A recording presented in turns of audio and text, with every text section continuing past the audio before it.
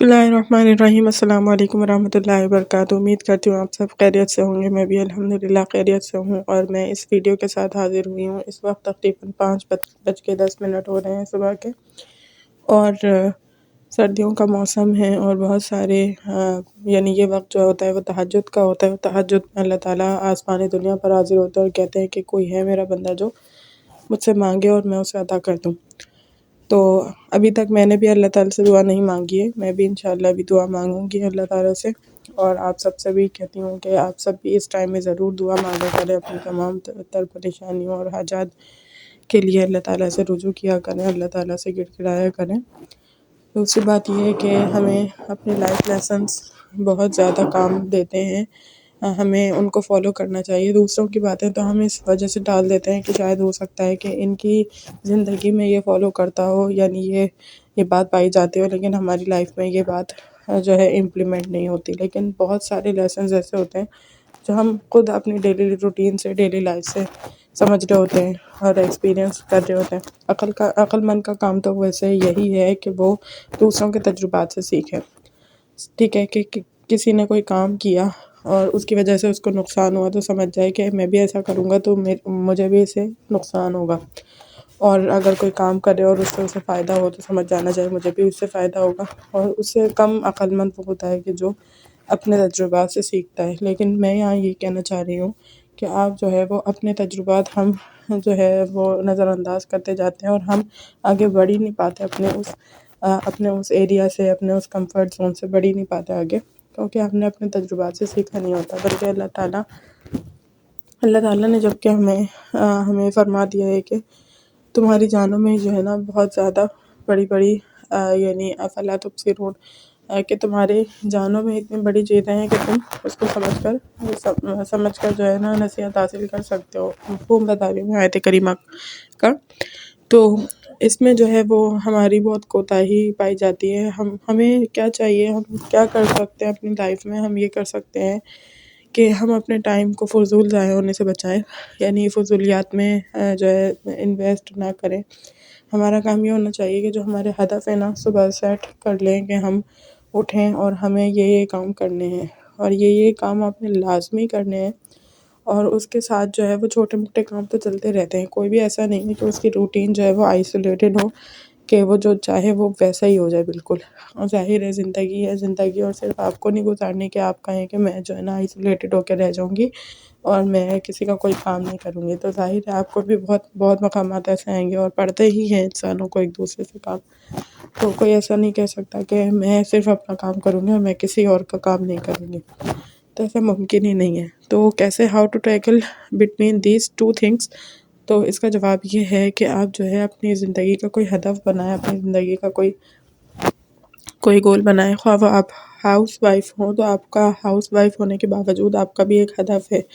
हम जो है यानी अपनी मनपसंद स्टेट में नहीं होते हैं लाइफ की, तो हम ये कहते हैं कि हमारा कोई हदफ ही नहीं, हम कुछ कर ही नहीं सकते। लेकिन एक हदफ मैं आपको ऐसा बताती हूँ कि जो आप किसी भी स्टेज में हो आप उसको फॉलो कर सकते हैं, और वो हदफ है आखिरत का हदफ। ठीक है, आप सल्लल्लाहु अलैहि वसल्लम ये कसरत से दुआ किया करते थे कि अल्लाहुम्मा जअल जुमलता हुमूमिना हम्मन वाहिदा हम्मल आखिरा, यानी ए अल्लाह मेरी तमाम फ़िक्रों को एक फ़िक्र आखिरत की फ़िक्र बना दे। तो ये एक ऐसा हदफ है, ख़्वाह आप कंवारी लड़की हैं या आप बहुत छोटी बच्ची है या फिर आप हाउस वाइफ हैं या ओल्ड वुमेन हैं या आप मर्द हैं, लड़के हैं, बच्चे हैं, किसी भी स्टेज पे किसी भी रिश्ते से आपका ताल्लुक़ है, उन सब रिश्तों में इम्प्लीमेंट हो जाती है बात। और ऐसा हदफ है कि जो है ना छूटे नहीं छूट सकता, और यानी कभी भी आप ये उसी वक्त पूरा होगा जब आप जन्नत में चले जाएंगे, और जन्नत ही हमारी तकमील है इंसानों की, हम मुसलमानों की।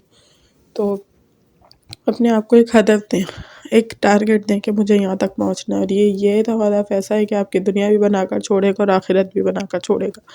आप सल्लल्लाहु अलैहि वसल्लम ने फरमाया जब कोई शख्स अपनी तमाम फ़िक्रों को एक फ़िक्र बना देता है, यानी आखिरत की फ़िक्र, तो अल्लाह ताला उसकी जो मुसीबतें परेशानियाँ हैं उसको समेट देते हैं, उसको समेट देते हैं। आपने ये देखा होगा कि कचरा जो है अगर वो बिखरा हुआ पड़ा हुआ तो कितना गंदा महसूस होता है। उसी को समेट कर अगर डस्टबिन में डाल दिया जाए तो अगरचे वो भी कचरा ही है, लेकिन वो एक तो नज़रों से भी ओझल हो जाता है دوسری بات یہ کہ وہ سمٹ جاتا ہے، تو وہ اتنا برا محسوس نہیں ہو رہا ہوتا۔ تو اللہ تعالیٰ یہی کرتے ہیں کہ جب انسان اپنے ہدف کو آخرت بنا لیتا ہے، آخرت کو اپنا ہدف بنا لیتا ہے، تو اس صورت میں اس کی مصیبتیں جو ہے وہ اس کی سمٹ جاتی ہیں، اور پھر دنیا اس کے پاس اس صورت میں آتی ہے کہ دنیا ناک رگڑتی ہوئی ذلیل ہو کر اس کے پاس آتی ہے۔ پہلے وہ جو ہے نا وہ پیچھے بھاگا کرتا تھا پیسے کے، اب پیسہ اس کے پیچھے پیچھے بھاگ رہا ہوتا ہے۔ ہماری ایک معلمہ نے ہمیں ایک سبق بتایا تھا کہ ایک قاری صاحب تھے، انہوں نے کسی بچے کو جو ہے وہ قرآن کریم پڑھایا، تو اس کے والدین جو ہے یہ چاہتے تھے کہ قاری صاحب کو اس کا کوئی انعام دیا جائے، تو قاری صاحب نے منع کیا، نہیں میں نے تو اللہ کی رضا کے لیے اس کو پڑھایا تھا۔ تو ماں باپ نے بہت اصرار کیا، اس کے باوجود انہوں نے نہیں لیا، تو آخر کار جو ہے وہ ماں باپ جو ہے نا وہ پیسے ان کے جوتوں میں رکھ کر چلے گئے، ٹھیک ہے، اور پھر انہوں نے پھر بھی وہ پیسے نہیں لیے اور مسجد کے کام میں صرف کر دیا، اور فرمایا کہ جب دنیا کو نہ چاہو نا تو دنیا تمہارے قدموں میں آ جاتی ہے، اور یہ بالکل درست بات ہے۔ اللہ تعالیٰ اس سے انسان کی فکروں کو سمیٹ دیتے ہیں۔ اور اس کے مقابلتاً اگر بات کریں ایسے شخص کی جو دنیا کے پیچھے بھاگتا ہے، تو پھر دنیا جو ہے اسے ذلیل اور خوار کر کے رکھ دیتی ہے۔ جو شہرت کے پیچھے بھاگتا ہے اللہ تعالیٰ اس کی شہرت کروا دیتے ہیں، لیکن اس کے ساتھ کیا ہوتا ہے کہ وہ بھاگتا رہتا ہے، اس ہزل میں بھاگتا رہتا ہے اور اس حرص و ہوس میں بھاگتا رہتا ہے، لیکن کبھی بھی اسے دنیا نہیں ملتی، اور وہ ذلیل اور خوار اور رسوا ہو کر رہ جاتا ہے، کیونکہ دنیا اتنی دھوکے باز ہے، اتنی زیادہ جو ہے وہ انسان کو تھکا دینے والی چیز ہے کہ انسان کبھی اسے حاصل کر ہی نہیں سکتا، کہ ایک لالچ، ایک خواہش اس کے دل میں پیدا ہوتی ہے، پھر وہ خواہش جو ہے کسی اور خواہش کو اپنے اندر بدل لیتی ہیں، تو یہ جو ہے اسٹیٹ انسان کی کبھی ختم ہی نہیں ہو سکتی۔ اس لیے اصل جو در حقیقت اصل چیز ہے، اصل کام ہے، وہ یہ ہے کہ انسان اپنے آپ کو اللہ کی طرف راغب کرے اور اپنی تمام فکروں کو آخرت کی فکر بنا دے۔ امید کرتے ہوں یہ لیکچر آپ لوگوں کو انشاءاللہ اچھی طریقے سے سمجھ آ گیا ہوگا۔ اللہ تعالیٰ سے دعا ہے کہ اللہ تعالیٰ اس پڑھنے پڑھانے کو اپنی بارگاہ الہی میں قبول و منظور فرمائے۔ وآخر دعوانا الحمدللہ رب العالمین۔ السلام علیکم۔